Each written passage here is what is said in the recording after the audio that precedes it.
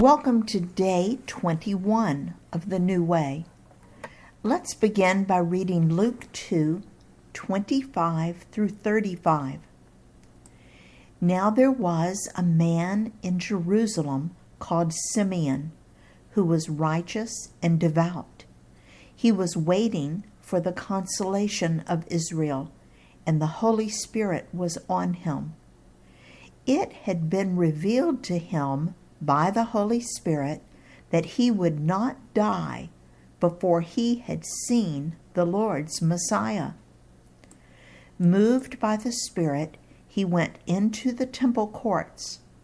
When the parents brought in the child Jesus to do for him what the custom of the law required, Simeon took him in his arms and praised God, saying, "Sovereign Lord, as you have promised, you may now dismiss your servant in peace. For my eyes have seen your salvation, which you have prepared in the sight of all nations, a light for revelation to the Gentiles, and the glory of your people Israel." The child's father and mother marveled at what was said about him. Then Simeon blessed them and said to Mary his mother, "This child is destined to cause the falling and rising of many in Israel, and to be a sign that will be spoken against, so that the thoughts of many hearts will be revealed, and a sword will pierce your own soul too." Now there was a man in Jerusalem. He's not a priest or a scribe or a prophet. He's simply described as a man who was waiting for the Messiah. And then it says that the Holy Spirit was upon him and specifically led him to the temple that day. The Holy Spirit is the Spirit of God, part of the Trinity. We see the Holy Spirit appear at various times throughout the Old Testament.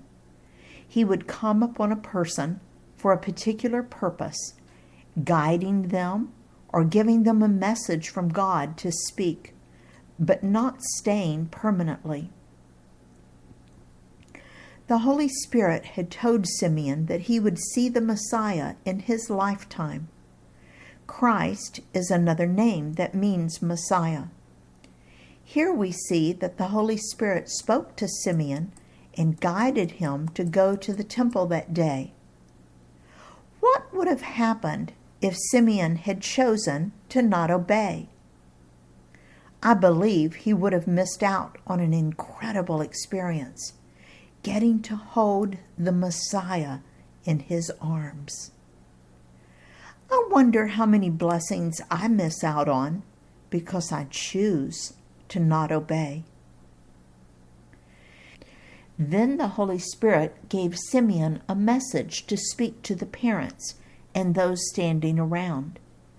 Notice especially in Luke 2:32 that he says that the Messiah was not just for Jews, but also for the Gentiles. In Luke 2:32, Simeon says that Jesus will be, and I quote, "a light for revelation to the Gentiles, and the glory of your people Israel." End quote. He also predicted that Mary's heart would be broken. Simeon was just a man, but he was known for something. He was known for being righteous and devoted to God, and everyone knew he was looking forward to Messiah. What are you known for?